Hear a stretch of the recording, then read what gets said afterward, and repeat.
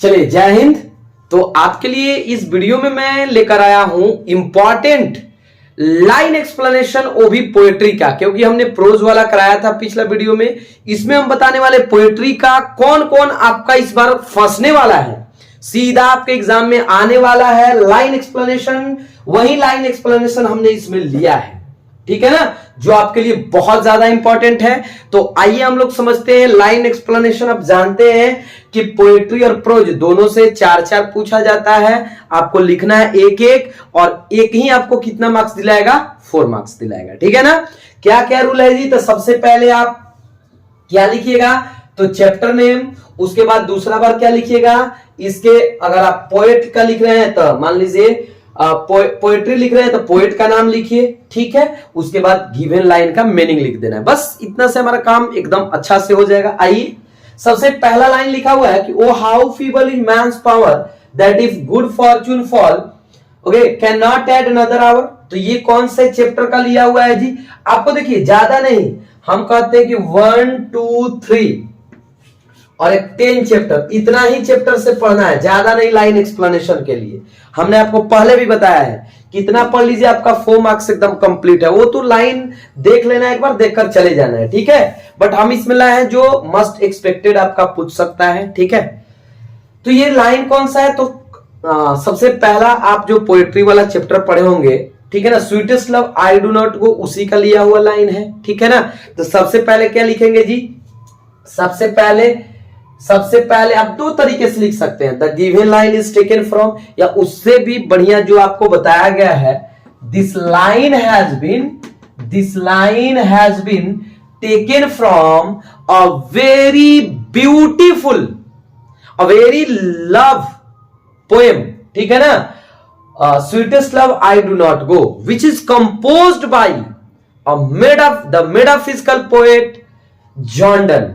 Okay, अब इससे ये क्या बताना चाहते हैं, आइए, by this line he wants to say that O how feeble is man's power. Feeble का मतलब कितना कमजोर होता है किसी व्यक्ति का शक्ति।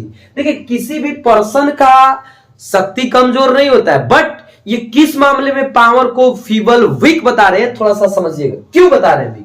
That if good fortune fall, यदि हमारा गुड फॉर्चून एक बार चला जाता है, can not add another hour, तो हम लोग अनदर आवर को क्या नहीं कर सकते, ऐड नहीं कर सकते हैं। यानी by this line he wants to say that if it any time is gone we can never add, हम लोग ऐसा लिख सकते हैं। और इसमें that's why he said that man's power is very feeble, मतलब वो मैन के पावर को फीबल इसलिए बता रहे क्योंकि हम बीते हुए समय को फिर से दोबारा नहीं प्राप्त कर सकते हैं। वरना मैन का पावर तो कमजोर नहीं होता है, क्योंकि आप सुने होंगे जब मानव जोर लगाता है पत्थर भी टूट जाता है, या ऐसे करके कुछ है, ठीक है ना। तो मानव का ऐसा नहीं शक्ति कमजोर होता है पावर, बट यहां आपका पावर क्यों, टाइम को लेकर बताया गया है कि इफ गुड फॉर्चून फॉल, ठीक है, अगर अच्छा समय बीत जाता है, we can not add another hour in bad chances, खराब समय में, ठीक है ना। तो ये आपका कौन से चैप्टर से लिया हुआ है, आसानी से लिख सकते हो, sweetest love I do not go से। मैकेविटी है ginger cat, he is half asleep, he is always wide awake, ये तो इसका चैप्टर का नाम ही दिया हुआ है। आप ये कौन से चैप्टर का लिया हुआ है जी, पोएट्री में ये कौन से चैप्टर का है, मैकेविटी द मिस्ट्री कैट, ठीक है ना। टी.एस. इलियट आप जानते हैं, ठीक है ना, ये बहुत ही इंटरेस्टिंग और एक तरह से कहिए कि एक झूठी वीरता दिखाया गया, फॉल्स होता है ना, इसमें हम लोग पढ़े हैं ब्रेवरी दिखाया गया कैट का, ठीक है। तो इस लाइन का मतलब क्या है, देख लीजिए, मैकेविटी और जिंजर कैट, मतलब by this line the poet wants to say that Macavity is a ginger cat, it means he wants to assume that he wants to say that the Macavity is just like a ginger cat. Ginger का मतलब आपको पता होगा, tall and thin होता है। He is half asleep. If you think he is asleep, then it's all about wrong. यदि आप सोचते हैं कि वो सो गया है, तो मतलब according to this chapter हम बता रहे हैं, तो it's all about wrong. He is always wide awake, वो हमेशा जगा रहता है, ठीक है ना। तो इस लाइन में यही बता रहे हैं कि अगर कोई सोच लेता है कि वो सोया हुआ है तो ये गलत है, वो हाफ स्लीप नहीं होता है, बल्कि वो ऑलवेज वाइड अवेक होता है, मतलब हमेशा जगा हुआ रहता है। Here lies a most beautiful lady, light of step and heart was she. ये तो भाई सबको याद होगा कि यहां पड़ी हुई है बहुत ही सुंदर लेडी, ठीक है ना। आप पढ़े होंगे ये लेडी कहां की थी, ठीक है ना। ये लेडी कहां, सबसे पहले ये कौन से चैप्टर से लिया हुआ है आपको इसका मतलब बताना है, क्योंकि हम तो 2-3 बता चुके। और आप जानते हैं कमेंट में क्या करिएगा, इस लाइन को पूरा लिखिएगा। जैसे दिस लाइन, बस हम बता दें this line has been taken from, अब कौन से लिया हुआ है और इसके कौन पोएट है, ठीक है ना। इसका मतलब क्या है बस हम थोड़ा सा हिंट कर दे रहे हैं, ठीक है ना।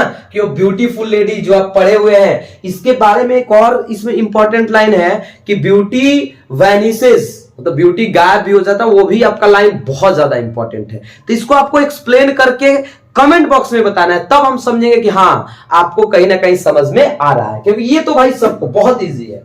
I celebrate my self and Singh my self and what I assume you shall assume, ये भी बहुत इजी है, ठीक है ना। इसको भी आपको क्या करना है लाइन एक्सप्लेनेशन में, ठीक है। आपको भी आपको इसको भी क्या करना है बताना है लाइन एक्सप्लेनेशन में, ठीक है ना। दोनों को आपको बताना है क्योंकि ये दोनों बहुत इजी है। हाँ ये ठीक है, I lived in such a house and was proud and loved.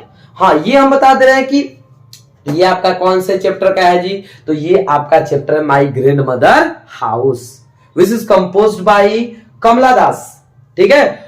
Who had nominated, उनको मतलब केवल नॉमिनेट किया गया था नोबेल प्राइज के लिए इन 1984 में, ठीक है ना। वो एक इंडो एंग्लियन या इंडियन पोएटेस थी, आपको ये भी लिख देना है। अब इसका मतलब क्या है, lived in such a house, ये बताती कि मैं ऐसे घर में रही थी, एंड वाज प्राउड, जो मेरे लिए बहुत प्राउड था, ठीक है ना, एंड लव्ड, और मुझे वहां से बहुत ज्यादा प्यार मिला। यानी by this line C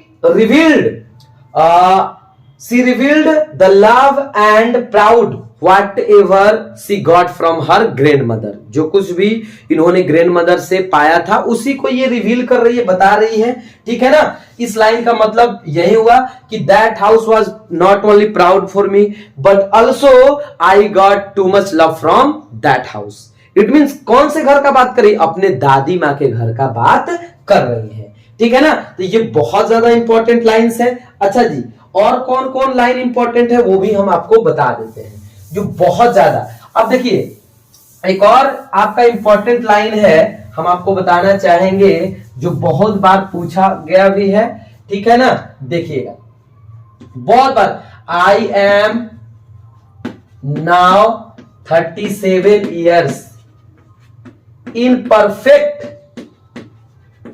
health begin, okay ऐसा कुछ करके लाइन है। तो ये भी आपका सॉन्ग ऑफ माई सेल्फ का है, ठीक है ना। वाल्ट व्हिटमैन अमेरिकन पोएट, आपको याद होगा, ठीक है ना, जो हमेशा पूछा जाता है by this line he wants to say that. या एक और अच्छा, ये सबसे पहले समझ लीजिए कि वो बताना चाहते हैं कि अभी मैं 37 साल का हूं, I am 37 years and I feel that I am perfect happiness, मैं एकदम परफेक्ट हैप्पीनेस में हूं। मतलब ये by this line he indirectly thank the nature को ये थैंक कर रहे हैं, आपको ये भी याद रखना होगा। और ये भी आता है hoping to cease not till death, hoping to cease not till death. इसका मतलब क्या जी, होपिंग टू सीज, मुझे आशा है कि मैं तब तक सीज नहीं हूं, मतलब हो जाऊंगा, रुकूंगा जब तक मेरा मृत्यु ना हो जाए, ये भी बहुत ज्यादा इंपॉर्टेंट है। और now the leaves are falling fast भी देख लीजिएगा, now the leaves are falling fast, ठीक है। हम आपको बताते हैं कि 1, 2, 3 और 10 चैप्टर आपको पढ़कर जाना है, देख लेना है एक बार, इससे बाहर आपका लाइन एक्सप्लेनेशन नहीं आ सकता है, ठीक है ना। तो उम्मीद करते हैं कि जो भी आपका प्रॉब्लम था कि सर कहां से आएगा क्या नहीं होगा, बस इतना ही आपको पढ़कर जाना है। आई श्योर दैट कि यहीं से पूछा जाता है, ठीक है ना। चलिए, तो आपको ये कैसा सेशन लगा, और जो हम 2 छोड़े हैं ना, आपको ये भी बताना है कि मतलब कौन से चैप्टर का लिया हुआ है और कौन उसके पोएट है, पूरा लाइन एक्सप्लेनेशन।